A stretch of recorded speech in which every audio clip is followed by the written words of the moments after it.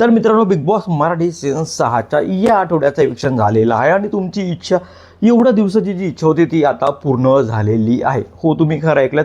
किती दिवसापासून तुम्ही बोलत होते की या सदस्याला घराच्या बाहेर जायला पाहिजे, हा सदस्य लवकरात लवकर इविक्ट व्हायला पाहिजे, कारण हा सदस्य घरामध्ये काहीच करत नाही आणि याचा गेम पण आम्हाला कळत नाही आहे. याचा गेम आम्हाला अजिबातच दिसत नाही आणि याच्यामुळे तुम्ही खूप दिवसापासून बिग बॉसला रिक्वेस्ट करत होतात की बिग बॉस प्लीज याला लवकरात लवकर घराच्या बाहेर काढा, हा कंटेस्टंट आम्हाला घरामध्ये अजिबात नको आहे.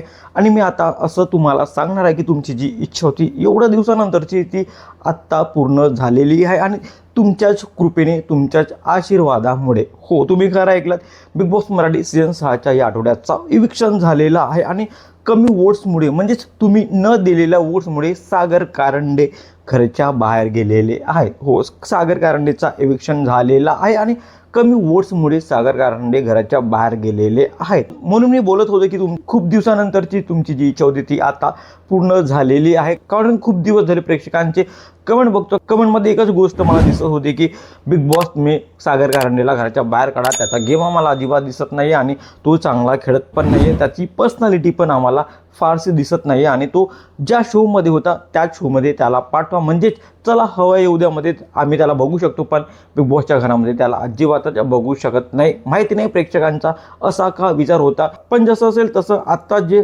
न्यूज आलेली आहे ती अशीच, म्हणजे कमी वोट्समुळे सागर कारंडे घराच्या बाहेर गेलेले आहेत, म्हणजेच त्यांचा इविक्शन झालेला आहे. हो, ही खूप लोकांची इच्छा होती ती आता एवढ्या दिवसानंतर आज पूर्ण झालेली आहे. मला असं वाटत होतं की मेकर सागर कारंडेला टॉप 5 मध्ये तर नक्कीच नेणार आहेत, पण प्रेक्षक ज्याप्रमाणे बोलत होते कमेंट्समध्ये की सागर कारंडेला घराच्या बाहेर काढा, तो आम्हाला अजिबातच घरामध्ये नको, तर मेकर्सने प्रेक्षकांची ही जी इच्छा होती ती लवकरच पूर्ण केली आहे. आणि मला असं वाटत नव्हतं की मेकर्स एवढ्या लवकर ही गोष्ट खूप सिरियस घेतील, पण मेकर्सने घेतली आणि ती करून पण दाखवलेली आहे आणि कमी वोट्समुळे सागर कारंडे घराच्या बाहेर गेलेले आहेत. मी तुम्हाला या आधीच्या व्हिडिओमध्ये सांगितलं होतं, वोटिंग ट्रेंडमध्ये सांगितलं होतं की सागर कारंडे बॉटममध्ये असणार आहे आणि होऊ शकतं सागर कारंडे या आठवड्यामध्ये घराच्या बाहेर पण जाऊ शकतात आणि ते तसंच झालं. मी सकाळी एक पोस्ट पण टाकली होती की सागर कारंडे इविक्ट झालेला आहे आणि त्यावर प्रेक्षकांचा खूप पॉझिटिव्ह रिस्पॉन्स पण मला दिसला आणि मला असं वाटलं की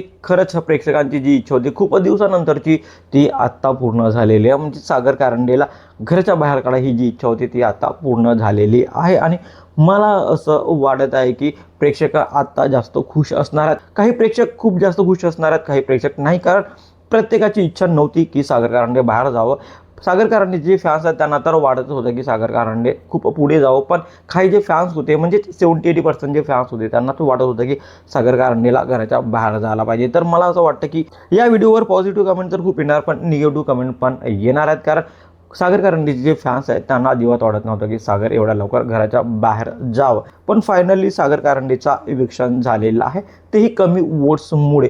तर यावर तुमचं काय मत आहे, म्हणजे सागर कारंडेचा जो इविक्शन झालेला आहे तो फेअर आहे की अनफेअर आहे, कमेंटमध्ये नक्की सांगा. आणि असेच इंटरेस्टिंग व्हिडिओसाठी भावाच्या चॅनलला सबस्क्राईब करा, शेअर करा. Thank you so much.